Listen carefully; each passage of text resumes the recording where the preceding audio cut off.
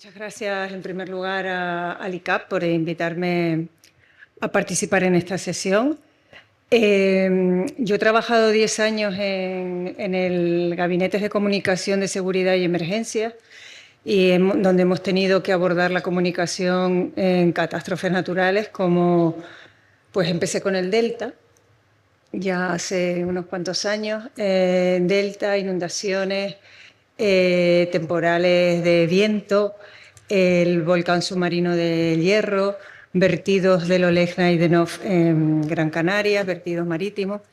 Y bueno, me ha gustado intervenir después de mis dos compañeros, porque la comunicación, como han visto, subyace siempre y hay bastantes claves que ellos han dicho que yo seguramente repetiré en mi intervención, que es la gestión de la incertidumbre. La gestión de la incertidumbre es fundamental en comunicación porque no lo sabemos todo, ni sabemos todos los factores, y menos en ciencias como la meteorología, la vulcanología, que no son exactas, y menos en un territorio como el nuestro, que la realidad de Santa Cruz no es la que está pasando ahora en Garachico, por ejemplo, a nivel meteorológico me refiero. Y bien, entramos en comunicación y comunicación en una situación de SOS, ayuda, en una situación en la que somos principalmente vulnerables, ¿no? Pero las crisis, estamos en la administración pública. Y en la administración pública, creo que por el perfil que todos, un poco variado de ustedes, ¿no?, podemos abordar crisis de muy diferentes tipos. Tenemos las meteorológicas, como les digo, tenemos las económicas, tenemos las sanitarias. Hemos nombrado la visita del Papa. La visita del Papa también era una crisis. Se activó un plan en sistema preventivo. ¿Por qué? Porque hay que dar respuesta ante lo que pueda suceder, ante esa incertidumbre. Y si no hay esa gestión, si no hay ese plan que evite el caos, si no hay esos canales de comunicación, si no hay un mensaje único y una idea de comunicación real, se puede provocar lo que Padilla muy acertadamente representó en su viñeta cuando fue la gestión del volcán de Hierro. Diferentes opiniones, mensajes contradictorios en algún momento. Yo estaba ahí al frente de ese gabinete de comunicación y siempre lo digo, nos retrató la situación, tal vez no solo por responsabilidad de los directores y responsables del plan, sino por todos aquellos que intervenían. Entonces, ¿quién es el afectado al final? Si los canales de comunicación no funcionan, si el mensaje no funciona. El afectado es el ciudadano que no sabe para dónde ir. Como bien esta conferencia o esta intervención se había estructurado en el antes, el durante y el después, pues esto es lo que un poquito vamos a ver. Ustedes en cualquier puesto de responsabilidad, de cualquier órgano en el que ustedes participen, ustedes conocen su casa, saben qué acontecimientos, qué les puede empujar a una crisis, con lo cual tienen ya esa ventaja de saber, en esto tengo que trabajar. Y como tengo que trabajar y ya estoy viendo por dónde me pueden venir los problemas, ¿cómo voy a articular el sistema de comunicación?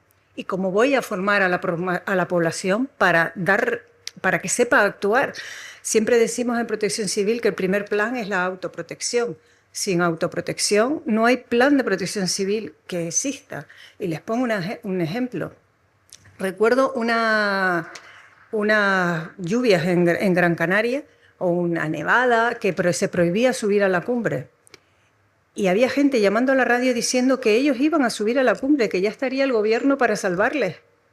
Entonces, si el ciudadano no es consciente de que tiene que poner de su parte, ¿de qué sirve que yo tenga 3 helicópteros preparados, canales habilitados, si él piensa que él puede hacer lo que quiera? Entonces, el primer control está en la persona. Durante, elegir las portavocías, qué información vamos a dar, en qué formato, con qué datos, cuál es la incidencia de las redes sociales, de los rumores y las fake news. Antes era un poco más fácil, no teníamos tantas redes sociales y tantos influencers, y como ustedes saben, pongan una emergencia que hay un sabio y hay un experto rápidamente opinando y diciendo.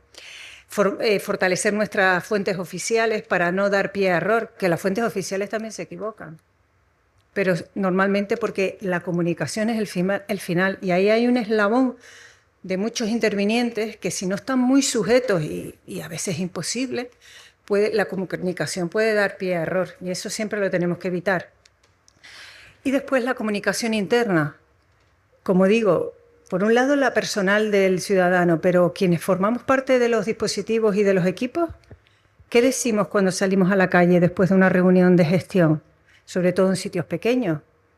Aquí tengo a compañeros que coincidieron, o con los que yo coincidí en la gestión del volcán submarino del Hierro, en el que había una gran incertidumbre, en un lugar pequeño, en que dentro, en los gabinetes de crisis, lo que se hablaba, y después lo trasladaban a la población sin ningún filtro. Generaban inseguridad, criticaban incluso. Entonces vivimos en un sitio en el que el boca a boca funciona mucho, con lo cual tenemos que ser especialmente cuidadosos si formamos parte de una gestión de crisis. Y después, pues transparencia, contarlo con más calma, lo que hemos hecho, rendir cuentas si hay que justificar, hacer balance, cuántos recursos hemos activado, cuántas personas tenemos a disposición. Eso genera confianza para una próxima vez. Si hay que hacer autocrítica, se hace. Agradecer siempre a todos los que intervienen, porque una emergencia la puede dirigir el Cabildo o la puede dirigir el Gobierno de Canarias, pero de ahí para abajo hay muchísima gente, hay voluntarios también, que forman parte del sistema operativo. Y también puede generar una crisis el después. Entonces volveríamos un poquito a empezar, lo vamos a ver. Como les decía, conocer dónde trabajamos, qué riesgos existen, qué genera una crisis en nuestro ámbito. Planes de protección civil o planes. Hemos tenido una plaga reciente, la filoxera. Eso es una crisis también. Tenemos que saber cómo podemos responder, qué materiales tenemos que preparar. Los planes de protección civil, como ustedes saben mejor que yo, son territoriales específicos, el que Canarias, insulares, municipales, todo eso tiene que estar hecho y engranado. ¿Quién tiene que ser informado en cada momento? ¿Cuál es la logística? ¿Cuál es el organigrama? ¿Quién marca la política de comunicación? ¿Quién activa los recursos en cada fase? Porque los planes a veces, como decía el compañero, son como se cumplen, pero si no los tenemos, no hay cumplimiento. La gente no sabe ni lo que tiene que hacer, ni a quién tiene que dar respuesta. Y diseñar, como les decía, la comunicación. Yo tengo aquí presentado 3 marcos teóricos, perdón, que son mis experiencias personales en la gestión de comunicación, de crisis institucionales y políticas que, como creo que están viendo, todas se abordan desde la misma manera. Y yo creo que la comunicación en sí la debemos plantear desde 3 puntos de vista. Desde la formación, porque el ciudadano necesita conocer y para eso necesito comunicar. Desde la información, porque el ciudadano tiene que mantener al máximo posible su vida cotidiana a pesar de la emergencia, tiene que saber por dónde puede ir a llevar a sus hijos al colegio, o si no puede llevar a sus hijos al colegio, qué carreteras están cortadas por la DANA o por el temporal. Y después una comunicación para divulgar. Entonces creo que tenemos que tener siempre en cuenta esas premisas, porque cuando comunicamos en emergencias no estamos comunicando para los periodistas, no estamos comunicando para el gran público. Principalmente estamos comunicando para los afectados en esa emergencia. Y lo veremos. ¿Qué instrumentos tenemos? Este congreso, estas jornadas son un instrumento de formación previo. Me acuerdo cuando el Volcán del Hierro hacíamos folletos, hoy haríamos aplicaciones, pero los folletos para trabajarlos en los colegios, por ejemplo, están muy bien. Los materiales audiovisuales, la actualización de los canales. ¿Funciona el S-Alert? El 112 ahora ha sacado, que les invito a todos a seguirlo, el canal de WhatsApp, pues ya no vamos a buscar el día que se nos está quemando algo, dónde está el WhatsApp, o hacer la prueba del S-Alert ese mismo día. No, hay que ir preparando todas esas herramientas, los simulacros. Y, como decía, la divulgación y formación, y sin perder de cuenta los colegios y centros educativos. Llegamos a la emergencia, tenemos los planes, sabemos la jerarquía, ¿qué hacemos? ¿Quién va a hablar? ¿Quién es el portavoz? ¿Quiénes son los portavoces? Yo he defendido mucho en la parte que yo estuve en emergencia y ahora también en más relacionados con instituciones y política, que los portavoces cuanto menos mejor. ¿Por qué? Porque la información se desvirtúa, somos personas, cada uno un poco interpretamos a nuestra manera, estamos en una situación de riesgo, estamos de vulnerabilidad, de propio nerviosismo, y los mensajes siempre tienen que ser únicos, únicos. Es muy complicado, lo digo por experiencia personal y muchos de ustedes lo saben, que los portavoces sean 2 o 3. Todo el mundo quiere hablar en una emergencia. El gobierno, el cabildo, el ayuntamiento, el de Cruz Roja, el de los voluntarios, el que preparó la logística. Pero vamos a intentar que el mensaje sea único, para que no se produzca lo que vimos en la primera viñeta. Cada uno dice una cosa diferente y el señor y la señora, cada uno corre para un sitio diferente. ¿Qué información vamos a dar? ¿Con qué periodicidad? Está claro que si una emergencia está en su momento álgido, empezando, pues habrá mayor periodicidad. ¿Qué hacemos? Ruedas de prensa, notas de prensa, SMS, mensajes.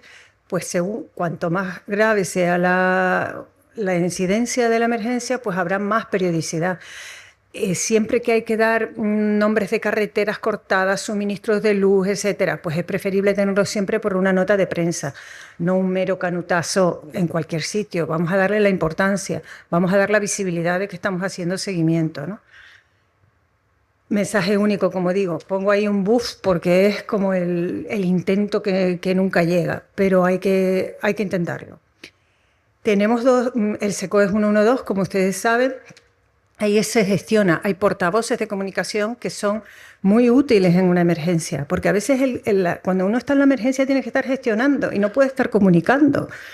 Entonces tienen ahí un equipo que puede intervenir en los medios, que puede atender. Y luego está el 012, otro tipo de comunicación. El 012 es el teléfono de información al ciudadano del Gobierno de Canarias. Tienes que tener una información adaptada para ofrecer por el 012. Que no, porque a la gente llama, hoy mañana hay colegio o está la carretera cortada y llaman al 112 y saturan las salas. Entonces hay que llamar al 012 para la información útil y ahí es donde tenemos que también hacer el ejercicio de esa información para sobrevivir. Y la comunicación interna que les decía, por favor, si aquí estamos gestionando una crisis, después no salgas al bar y pongas todo en cuestión, sobre todo en sitios pequeños como en los que vivimos todos nosotros.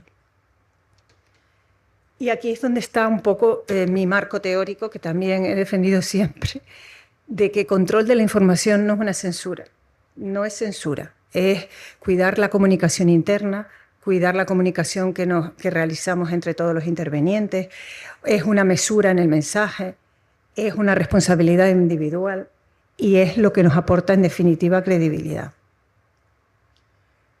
Pues tener en cuenta el mensaje técnico del mensaje político, porque al final el técnico te da el diagnóstico y el político activa los recursos, no hace otra cosa, pero siempre en base a un diagnóstico científico, con lo cual es muy importante su papel. Lo hemos visto en las últimas emergencias que hemos padecido.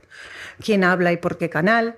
Las fuentes oficiales, siempre reforzarlas con ese mensaje, hacer mucho seguimiento, porque siempre hay información falsa. Para eso monitorizamos la información, relación con los medios. La comunicación es 24 horas, antes lo hablaban, o sea, la comunicación no duerme. Y si hay un incendio, un responsable de comunicación o cualquiera de su equipo no puede estar a las 3 de la mañana tranquilamente durmiendo. Deberá tener por lo menos el teléfono al lado y siempre atenderlo, porque si no el medio buscará la información por otro lado. Comunicación clara, breve, coordinada entre todos los organismos, definir cuándo una emergencia ya va acabando, finalizando, pues tal vez no hay que tener tanta presencia en medios. Los rumores, ya lo hemos dicho, no todo se comunica igual. Ahora en el mundo de las redes y la inmediatez, si yo quiero evacuar Garachico, perdón por poner el ejemplo de Garachico, si yo quiero evacuar Garachico, no voy a dar una rueda de prensa anunciando que voy a evacuar Garachico. Lo que voy a hacer es trabajar con mis equipos de protección civil, avisar primero a la gente, ir allí y después ya lo comunicaré. Seguramente alguien ya lo colgará en una red, pero institucionalmente voy a hacerlo con cuidado porque quien me preocupa es la gente a la que voy a sacar de su casa. No me preocupa la gente que está en Santa Cruz de Tenerife que no le afecta. Voy a ir a donde interesa la información. Y los idiomas. Es fundamental en una comunidad que recibe 18 millones de personas al año de turistas, tener una política de comunicación en idiomas para según qué circunstancias. Y eso se hace muy bien desde el SECOES 112. He tomado aquí como análisis de todo lo que puede, no los voy a nombrar todos, sí les recomiendo que si quieren, tienen curiosidad, lo consulten. Son los síndromes en la comunicación de crisis, de emergencias en realidad, pero para mí es en cualquiera, de Luis Arroyo, están en internet. Yo tengo uno propio. Voy a empezar por el manual de las 100 páginas, en relación al compañero, lo que decía, los manuales complejos no funcionan.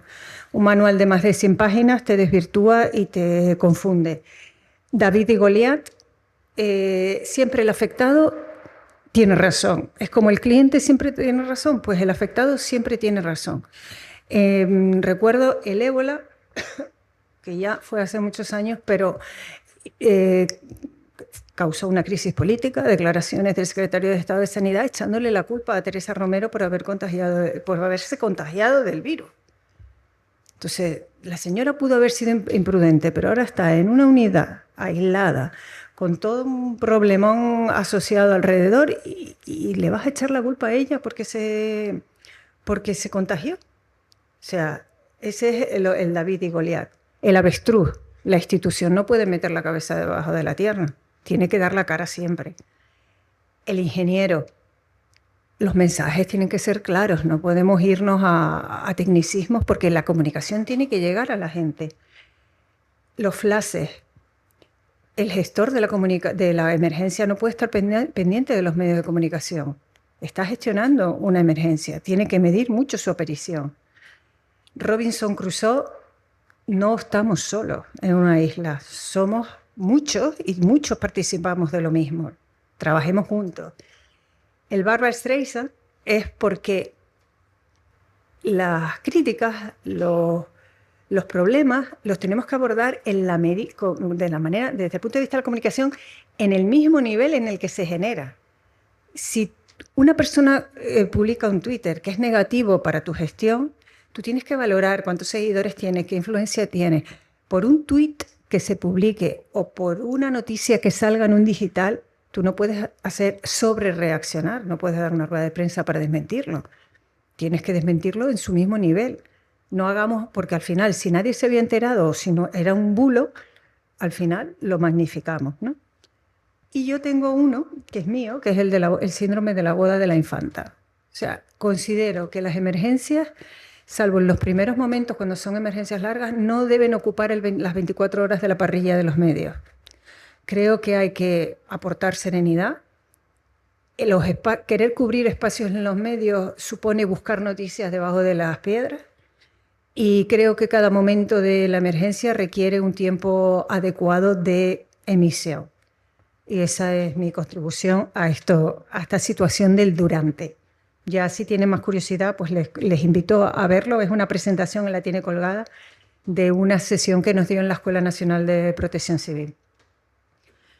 Y llegamos ya al después. Hacemos balance, hacemos autoevaluación, somos transparentes en lo que hemos hecho, incluso podemos contar cosas que no hemos contado antes porque no contribuían a la seguridad de las personas.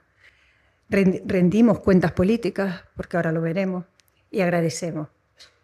Rendimos cuentas políticas porque una emergencia que dura más de 3 días se convierte en una crisis política. Y volvemos a empezar. Y no hay nada más frustrante, y lo saben algunos de los que están aquí, que acabas una crisis, una emergencia en la que has estado 7 días sin dormir y después, por falta de comunicación entre las administraciones o por querer proyectar algo que sí o no entro a valorar, se genera una crisis política que genera un doble esfuerzo. Y seguramente tienes que volver a nombrar portavoces, quién habla aquí, quién hace qué, etc. Así que esa es mi reflexión. No hablo como profesional, con experiencia. Ustedes pueden tener otras experiencias totalmente diferentes, pero bueno, ahí tenemos la mesa redonda después para poderlas debatir. Y muchísimas gracias.